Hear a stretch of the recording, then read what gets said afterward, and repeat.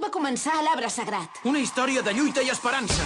I de terribles enemics amb qui ens hem d'enfrontar. Acabem d'emprendre el camí cap a una nova esperança, cap a un futur prometedor. En Arak ens ha portat fins a la frontera que separa aquest món de l'altre per intentar aconseguir l'últim fragment de l'esfera. Però de sobte en Sishumaru es presenta l'escena del combat. Els dos germans es tornen a trobar davant de la tomba del seu pare.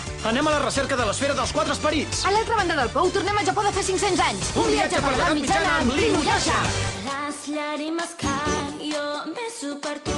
Són com una pregària, em travessen el cor. Són una demostració dels meus sentiments. No et pensis que són de debilitat.